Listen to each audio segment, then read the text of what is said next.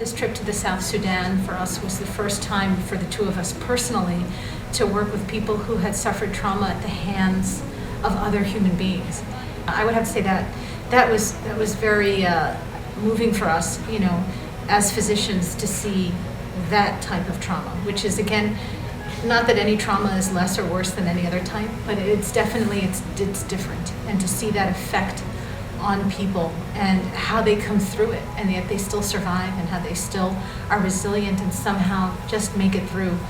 It just generates such a humility in us and such a respect for them, that they can make it through and that they can still retain their own humanity throughout all of that.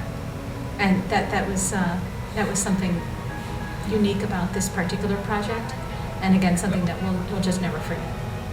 The LIG Global Foundation, really one of the basic tenets of our foundation is that we found that there is just a huge community of people who are looking to share what they can share with others. So their medical expertise, their energy, their intelligence, their resources. We've been approached by so many communities that are in dire need of basic medical care, basic medical evaluations.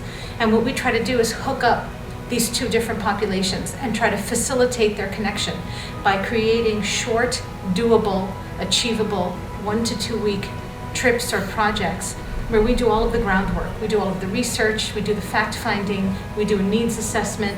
We make very close contacts on the ground in the areas where we're working to set the basis and set the foundation to allow us to bring these highly motivated, very energetic volunteers and allow them to hit the ground running and really achieve their goals, put their expertise to use, and do the best that they can do and be the most efficient that they can be in the shortest period of time, and really create a sustainable, cooperative effort in the areas where we work hand in hand with the local community. Our goal is to keep going back to the same place until hopefully at some point that community will no longer need our outside influence, our outside support, and our outside help, and then they can sustain themselves. Our beginnings started roughly about 3 years ago, shortly after the Haiti earthquake. We, along with so many others, just was so shocked at the devastation and the suffering happening to the people of Haiti that it was a wake-up call.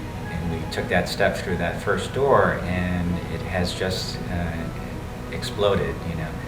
At first, it became a personal journey to sort of, reconnect it as a physician, to gain satisfaction again in what we do in our daily lives as we sort of get stuck in our daily routines.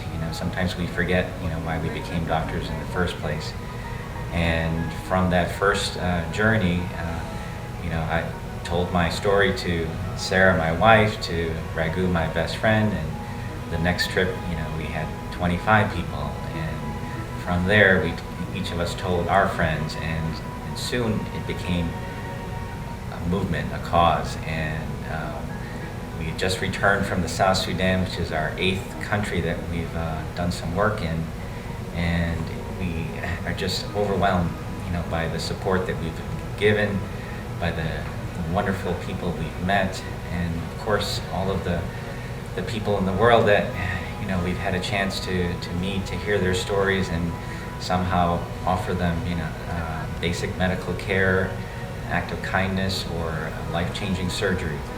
Having witnessed the suffering in the South Sudan, where the people have been oppressed, we've basically been taking care of poor people, previously, and this is our first, personal exposure into seeing some of the inhumanities that go on, I'm sure in many places in the world.